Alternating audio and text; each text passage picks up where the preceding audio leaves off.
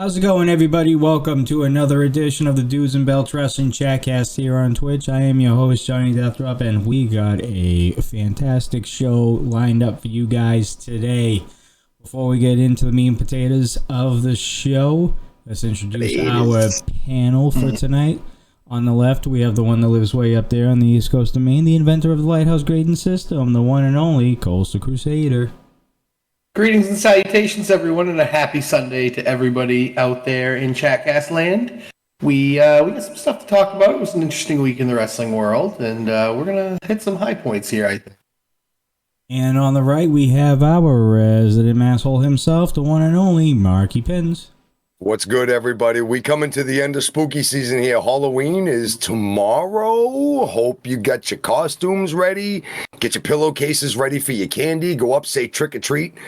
Hopefully you get a lot of treats and no tricks. No tricks here tonight, though. We just talking straight wrestling here tonight. Don't go to Ryan Justice's house. No, man. No. And circus peanuts. And for all you guys that are wondering, the Sunday Night Savior has a night off tonight. He will not be joining us this evening. But we will be having Triple I at some point later on down the road for Dudes and Belts After Hours. Way to kill it. Yeah, well, I have to say it. I have to say it. I know. I love the kid. And as always, folks, before we begin our shows, our main wrestling topics of the evening, we always follow that up with a disclaimer. So, Coastal, you officially have the floor. The views and expressions of the Dudes and Belts Wrestling Chatcast are those of the dudes and only of those of the dudes, and are just that, opinions. If for some reason you do not like what we say on the show, feel free to turn it off. Thank you. Always spicing it up just a little bit. You gotta end it a little different each time. Like, he's doing good. I like the disclaimer. He does it twice a show now, too, so... One at the beginning, one at the end. Don't make me learn it in different languages. Huh. That's actually not a bad idea. Do you know any Spanish? Oh, no. Dude, you just keep opening your own mouth, kicking your own self in the teeth with these great ideas, man. You just keep kicking yourself in the face. Merchandising, always talk. Things to do, Brian, be quiet. All right, folks. Oh, shit. We're going to talk about this week in wrestling, the important topics of this week in terms of mainstream media and stuff like that. We do talk Rocky Mountain Pro during the week, Tuesdays and Thursdays at 10 p.m. Mountain Standard Time every week for Dudes and Belts Recharged and Reignited. Following up Rocky Mountain Pro's flagship show Charge and their only live interactive professional wrestling show on the interwebs, Ignition.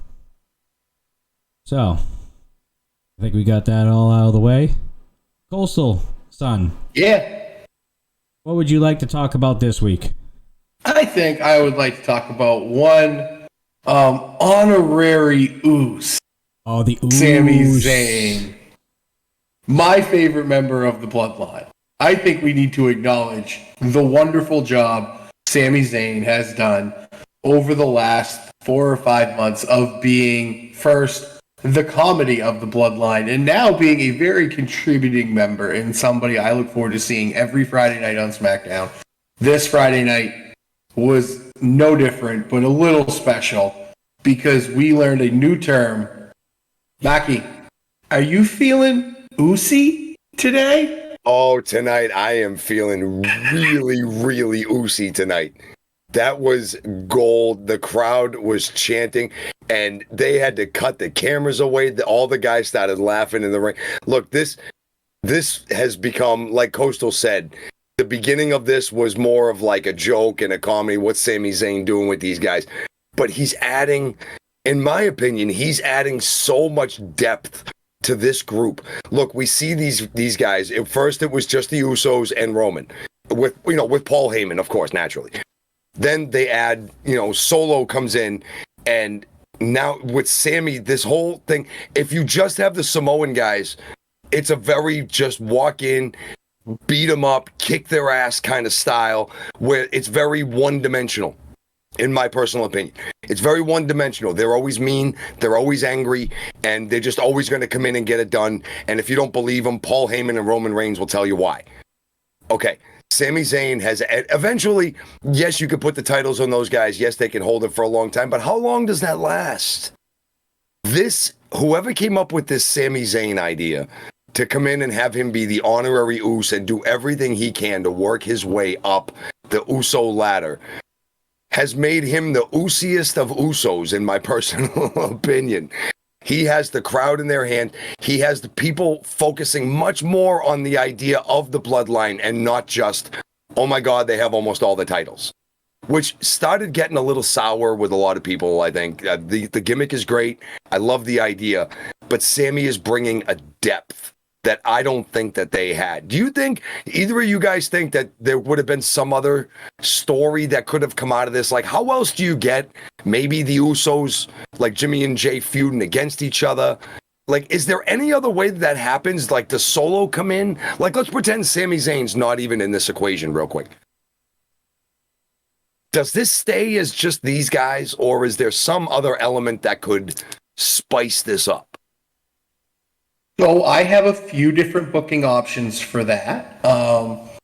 Just what speculation. I think this is the best way to do it. You hit the nail on the head. It's a great way to, first off, to start stuff between all of them. It's a way to build some mistrust. It's looking great right now with Jey Uso, and what great long-term storytelling, real quick, with Jey Uso. Main event Jey Uso going to say and Roman Reigns. Because this is almost 2 years. I don't think this thing would have popped off the way that it did without Jey Uso really playing to Sami Zayn and that whole thing going forward. Jay's been doing a fantastic job. Absolutely. One of them had to hate him. It's with all of this, one of them had to hate him. Makes sense because Jay already had beef with Roman very early on. We never thought that was really squashed completely. And this is just, it's a perfect way to get that little turn from Jay. The only other ways I can think of it, you said, okay, what happens if Sami Zayn's not there? You bring in Solo, and Solo is that guy that tells Roman, you don't need them, you have me. And then or you have Naomi come back, and she gets, her significant other away. Like, you don't need them, come with me. Like, I mean, that's the only oting two ways I can think of bringing, but this is perfect. Sami Zayn has been nothing less than stellar at what he has done. My thought going forward, if you want to really continue this, have Solo go for the Intercontinental title against Gunther. You don't have him win, you have him get real close. Like, he's going to be the one to take out Gunther. And then you have Sami push Jay into the referee, and that gets Solo disqualified. And the way Sami atones is he pins Dana Brooke for the 24/7 title and brings it to Roman Reigns and says, I acknowledge you with gold. And that's a way to get that title away from the company. Like, Roman could just throw it away. And it's a way to just have Jay really just lose his mind because Roman's like, you brought me something. And he looks at Jay and goes, you brought me nothing. But that brings an interesting element. Look, I know the 24/7 title has literally become a meme. Okay, it really is. Yeah. The old. I'm sorry, Dana Brooke. Don't yell at me on Twitter. No, I'm sorry. It's become a damn meme with how it was booked as a comedy title and all this other stuff. You bring up a very interesting point. If let's say if that all happens, which is a wicked long shot, but like, let's go down that path real quick. Does that bring any legitimacy back to? Because if he's the 24/7 champion, who comes out and jumps Solo, knowing that he has the whole bloodline behind him? Like, he can hold on to that title and kind of be like, then they can almost meme him for having that title, and you can use that title as a way to kind of like create mistrust and malfeasance and all this other stuff amongst the bloodline. You just made me think of something hilarious. I could just see them all in their little room meeting, and Solo's just there. And you see R-Truth just jump in, and he's like, I'm gonna pin him for the... Sorry. And he just leaves. He sees Roman, and everybody's just like, bye.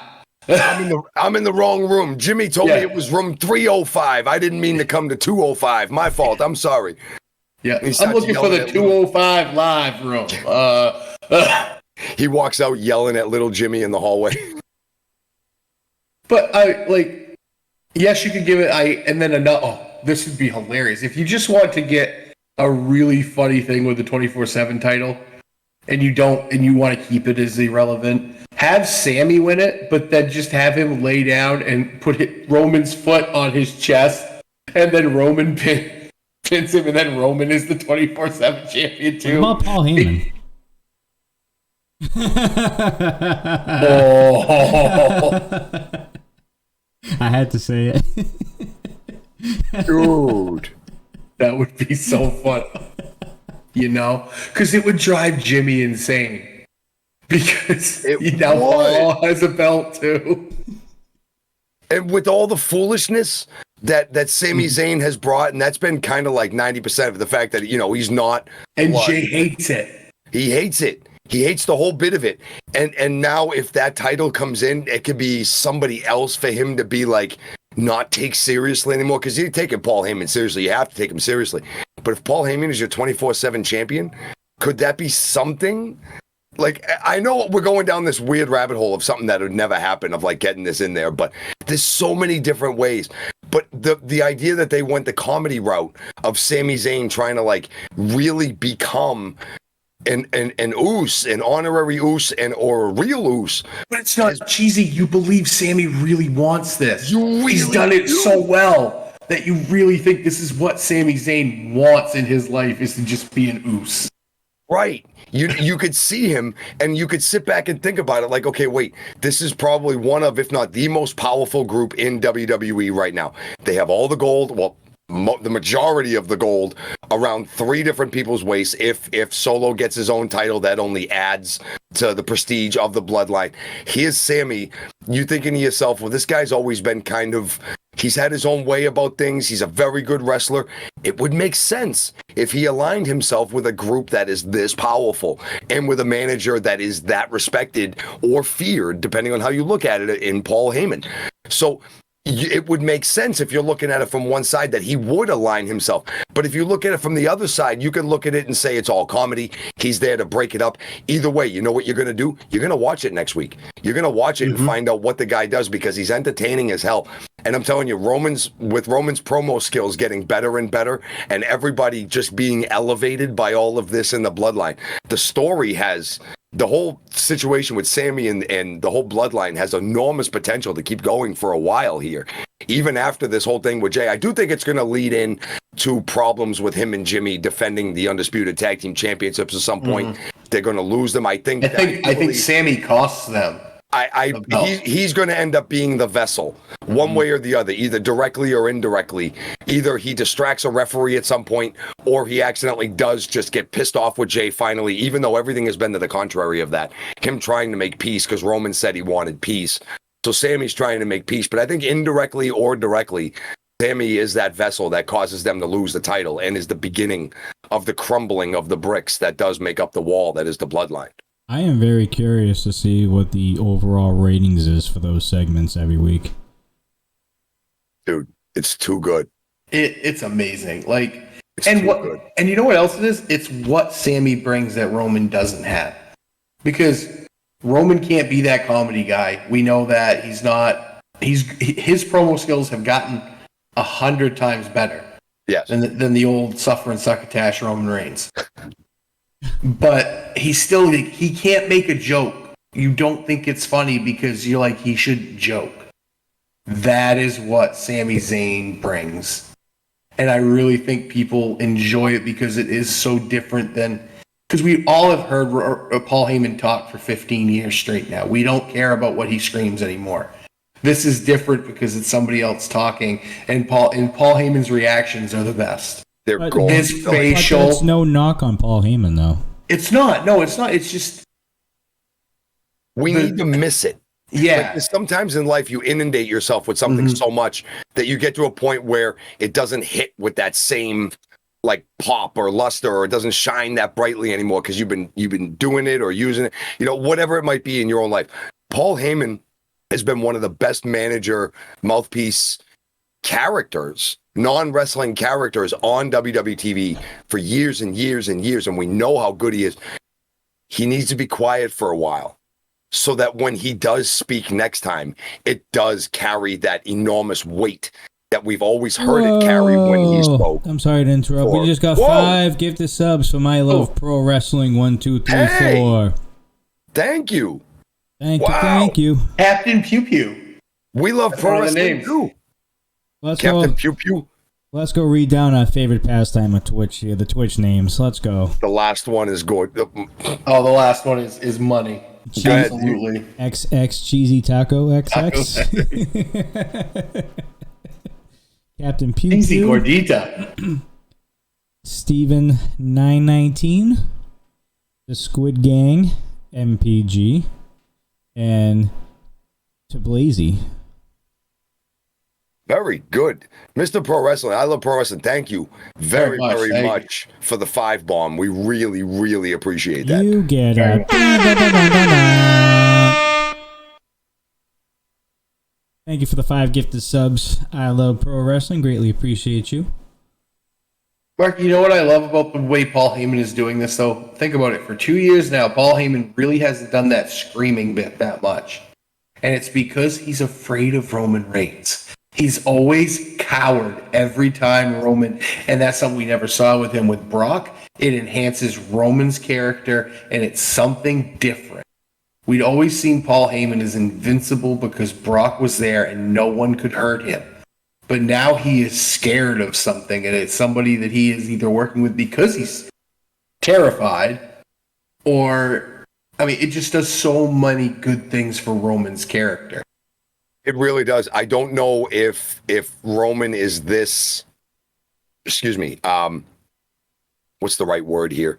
I don't want to say terrifying, but this in charge, this much you believe ominous. That he's been on the top. Ominous. That's the word. Yeah. Thank you. That's the word. Mm-hmm. Like everything about him, his presence is that ominous without Heyman by his side, looking terrified, walking behind Roman. We always saw him walk in front of Lesnar or come out first. You know, then right. We don't see that with Roman. We see that there is a respected fear, I guess you'd say, in his eyes, that he respects who he is, but he also realizes he better not say anything out of line because that'll be the end of Paul Heyman. So there's this line that he's walking that really is bolstering Roman Reigns' character as the tribal chief. It's so damn good. It's so, and now here comes Sami Zayn, right? Almost the polar opposite, just being loose, not calling him the tribal chief, just calling him Roman, and just kind of being there, but doing everything in his power to support Roman's cause, acknowledging him, calling him his tribal chief, doing everything that Roman Reigns needs him to do.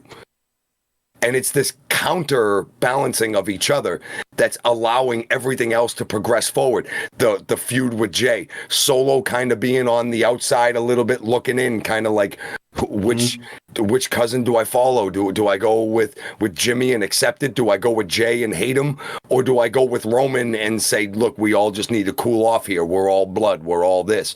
Just because he's not legit blood doesn't mean he doesn't love us and do what we're doing in our common cause. So the strife that's being developed between the bloodline and all this, I do believe a lot of it, to circle back to the beginning, comes a lot with Paul Heyman's portrayal of who he is with Roman Reigns. The whole thing is just a beautiful set of ingredients that came up and built a hell of a cake. And I have not been a Roman Reigns fan for a very, very long time. Like, I'll say that out loud. Was not a Roman Reigns fan. Didn't want anything to deal with him. But since a lot of this with Sami has come into the bloodline, they've been more entertaining. You could tell that there's something more going on. And to watch it all unfold week in and week out has been hilarious, interesting. And I really want to watch Roman Reigns in the bloodline now. Mm-hmm. Sami Zayn is getting involved in the Logan Paul match at Crown Jewel. I firmly believe this. The only way he won't is if something non-wrestling related keeps Sami Zayn from getting on that plane and going to Saudi Arabia, which may happen. We may not see Sami Zayn over there for non-wrestling reasons. It's happened before. Mm-hmm. And if it happened again, I think people would understand these reasons. The reasons are personal, and they are what they are.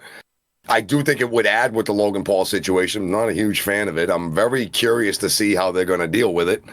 I know a lot of people have differing opinions on it, but it is what it is. You have yours, I have mine. That's fine. They picked the right spot to do it is all I can say. They picked the agree. right venue and the right time to do it. I agree. I don't think this can happen for the titles and all that at any standard pay-per-view that happens or any like weekly television show. I don't see this ending till like almost Mania, to be perfectly honest with you. Oh, the Bloodline thing? Yeah, with Sami. I think you're going to see if Dwayne Johnson comes back for Mania against Roman, that is when you'll start to see the Bloodline, because I think Rikishi comes back. I think he sides with The Rock as being the true tribal chief. Are we going to get an OG? Are we going to have the rest of the fam there? Well, they already came out once. Family. Afa and Sika already came out back Right. a couple of years ago, I think, and anointed him with the lays and stuff. But if The Rock comes back, I mean, they could make this epic. This could be the best long-term WrestleMania storyline blow-off since the Mega Powers exploded. I still would prefer Cody Rhodes, though. I think you can do something different with Cody. Oh, and by the way, guys, because I know we're all excited because 40 is within driving distance for us, WrestleMania 40. We're trying to make plans to see if that's possible for us. And it's also in 2024, guys. The bidding war of 2024. So at that WrestleMania, that main event could be Cody Rhodes versus MJF at WrestleMania, which we never thought we would see. My God. But anyway, very interesting take. With the family thing, though, coming in, bringing this back a little bit to the Bloodline, I do think you're going to see a generational gap in who's supported in the whole Bloodline situation. There's also a possibility. I was talking to my son about this earlier, and we were watching and we were talking about Sami Zayn and stuff, and he kind of brought up that if it does get to a point where, let's say, something happens and Sami pisses off Jimmy too, and we won't get to see that goddamn handshake no more. Does Sami Zayn go find Kevin Owens and get even with the Usos to go after the tag team titles? That's an interesting what if as well. There's a lot that can come out of this, especially with Sami is messing with one of the tag team champions. It's one thing when they bring in Solo, if he had a beef with Solo, that could be uniquely interesting because it would have been one-on-one. Now you have him having a beef with Jay. Jimmy's his brother. Having to choose between the new guy and your brother, he's choosing the new guy because the new guy seems to be more logically sound of just having peace and everything within the bloodline. Yes, he's not a full blood member. However, the man is basically pledging his whole career to the bloodline. And that has to be worth something. I mean, even in other crime syndicate organizations, not everybody had to be fully made. You could be a friend. And Sami Zayn's trying to be that friend. The possibilities where they could go with this are pretty endless. I keep on going. Lazy Double makes a good point in chat about, he says it makes no sense to have Sami as a face in the Bloodline who was a heel. The Bloodline is one of those factions, much like the NWO, much like DX. The line is blurred when it comes to heel face. Guys like Roman Reigns, Austin, Triple H, there are guys in the industry who aren't heels, they're not faces, they're just who they are. And I firmly believe that Roman Reigns right now is one of them. John Cena is another one. There was a time if you turned John Cena heel, it would have been the most shocking thing in the world. Now if you turn him heel, you're going to get kind of that Roman Reigns thing. Like, we've been waiting for this for so long. We love it. Yeah. And Sami's not exactly a face. He's not. He's doing bad things to faces. He's working with the heels. He's bringing levity to an otherwise segments that would be so heavy and dark and dominant of like just Roman standing up there and talking about how dominant he is, that it helps with the levity that it brings for everybody to just loosen up and enjoy that particular segment instead of it being so serious and just heavy. I was kind of if that makes any sense. No, it completely does. It really does, because it's the faction of the Bloodline, the way that they are. They're very, like I said, just kind of in your face, always mad. Acknowledge me. We're the best, and to hell with you. And we the ones, right? Eventually, how far can you get telling everybody in every city to acknowledge you? And like you can only go so far with that. I'm not saying it's a one-dimensional faction, but I'm saying it needs to branch off. And I think Sami has given them this chance to just change the mood of the Bloodline a little bit. You're still not gonna like them, but at the same point in time, now you got to listen some more, because now words are changing, feelings are changing. It's mixed up.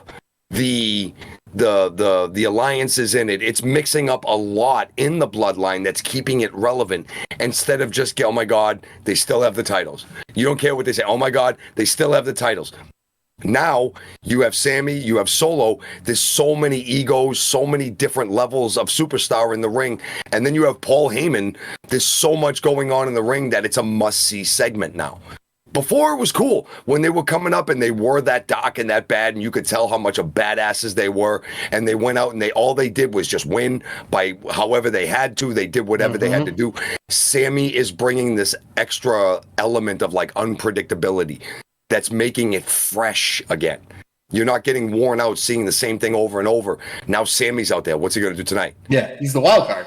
And I think another thing he brings is, if you want to keep them as mean, nasty faces or mean, nasty heels that you're not supposed to like, you can't have them making these funny comments. You could never bring Ucey up, because they're going to start cheering and laughing at your heels. Sami Zayn allows you to laugh during a Bloodline statement, but not make Roman Reigns ridiculous. Right. But Roman has been able to piggyback off of that most of the time. Mm-hmm. Yeah, except when he breaks in the middle of the ring. Poor Jay, he tried so hard. If there's one guy that can break, it is Roman a little bit. That's true, because he can make it that weird, cocky, arrogant laugh. Just like he did. After Sami said that he's not feeling Ucey, Roman kind of smiled and and then he goes over to Jay and goes, Are you really not feeling Ucey? Like, just messing with him. And you could tell he's still being a dink, but in a way that, like, we would do it to each other, the way that, like, friends would do it. We don't really mean it in that necessarily way, but we're all so tight that we can say stuff like that to each other. So there's that there's an element of, like, familiarity with how he can do it. Jimmy and Jay were just laughing their asses off. Let's just be honest here. They just couldn't hide it. And if you were in the ring, you couldn't hide that either. I wonder if Sami had to have come up with that, like, impromptu right away. Yeah, I was just going to say, big ups to them for being able to run with that after, because they weren't in the back, and he's like, hey, I'm going to say Ucey. Yeah. He's like, I'm going to say something to you guys and just run with it. I had another interesting thought just now, because somebody, another comment in the chat, you could have Sami versus Roman for the title. I think it would be funny if in the Rumble this year, any part of your last four, two of them are Sami and Solo. Ooh. It'll never happen, but imagine if Sami wins the Royal Rumble and gets his title shot, and Roman still has both titles. It'll never happen. Do you think Roman does double duty? I honestly hope so. You're the undisputed champion. You've won 2 separate belts. I understand that they call it the Undisputed Championship. Split them belts up. We get it. He's the tribal chief. We get it. He's dominant, like the most dominant figure in the company. We get it. We totally get it. We have for 2 everybody years. Gets understand. It. Even those who didn't like him acknowledge him now. We totally get it. I'm one of them. Me too. Like I said, was not a fan for years. Am a fan now. Doesn't need both titles to make me a fan of this tribal chief Roman Reigns anymore. Roman Reigns used to need a title to be over. He does now not need titles to be over anymore. Neither does Sami, though. Huh? Neither does Sami. No, I don't think he does. To be honest, I really don't think he does at the moment anyway with this story of the bloodline. I don't think he needs it. Roman needs it less because I think there are others that need it more. Like Kevin Owens? Yeah, as the first guy I thought of.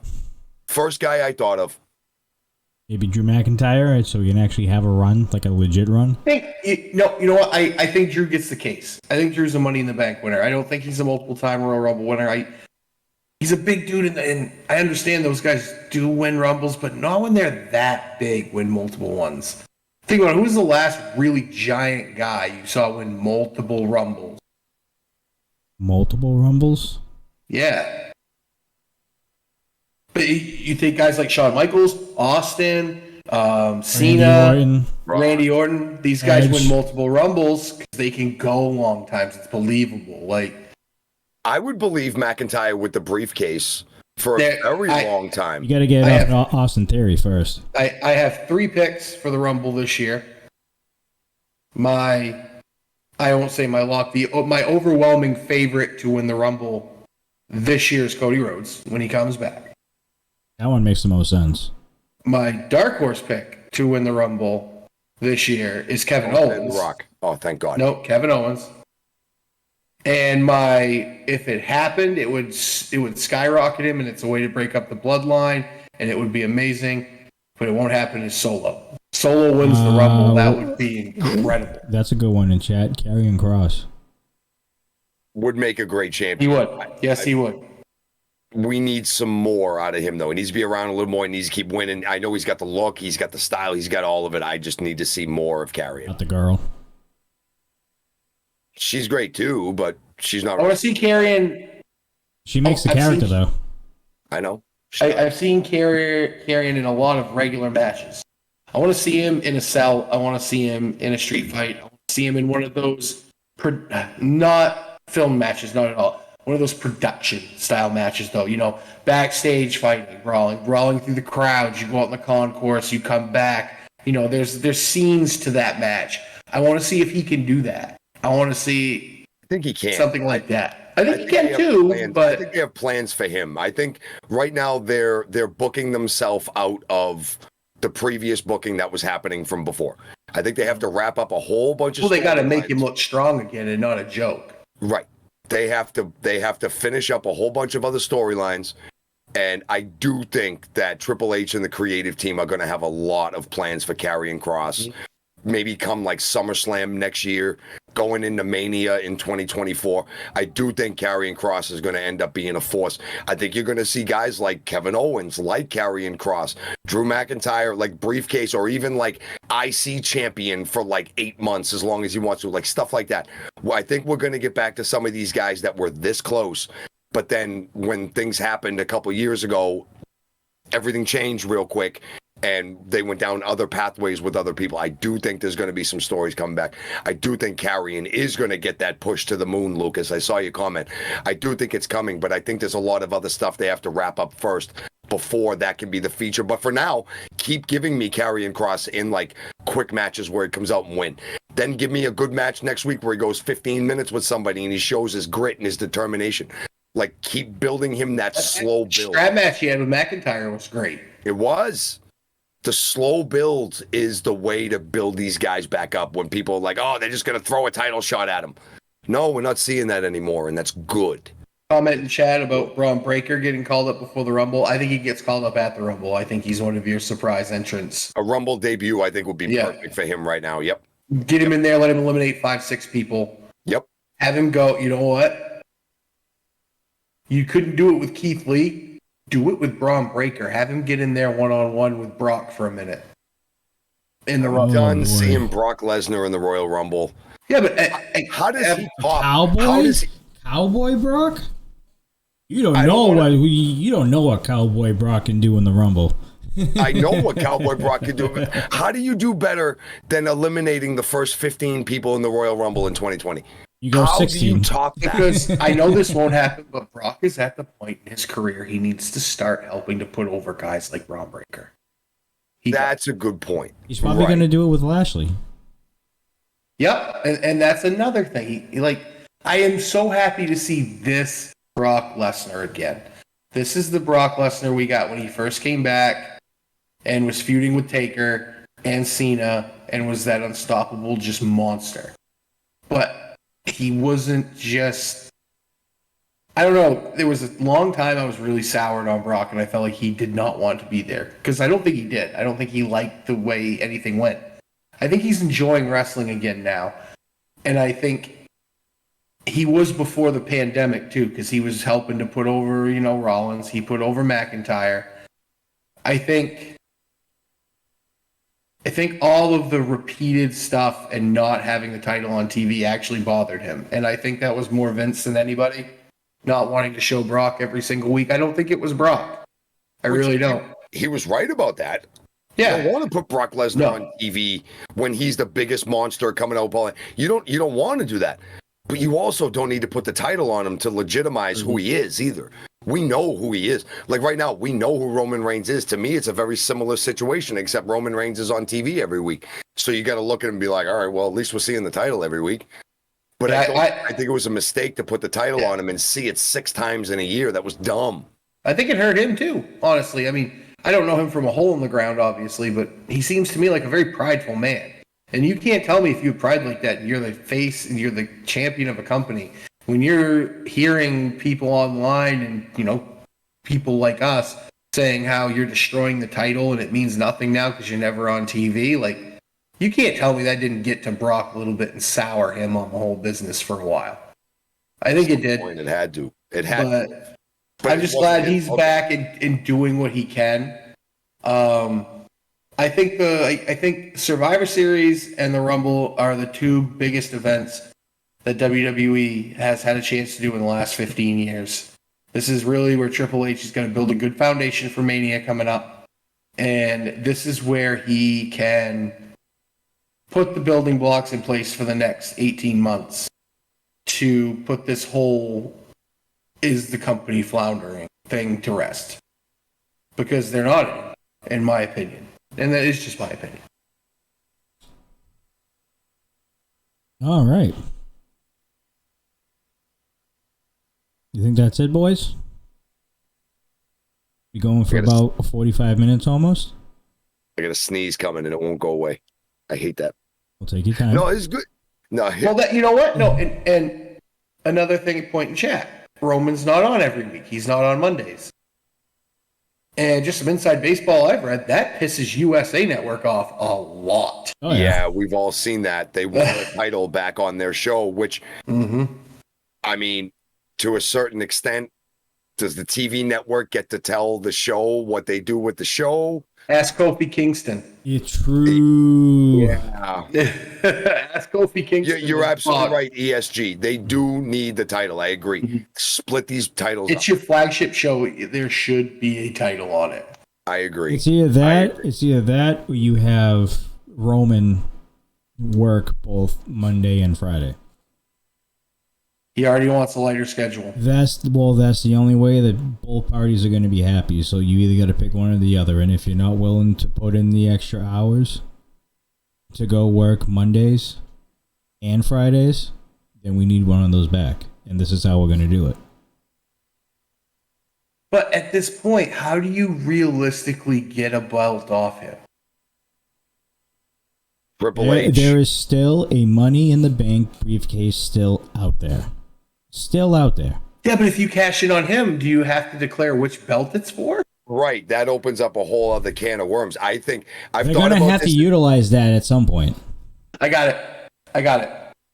Not Austin Theory. He needs to drop that case, honestly. And I think he needs to do it to Kevin Owens because I think it gives you the most opportunities with the Sami Zayn connection to write more stuff into the Bloodline storyline.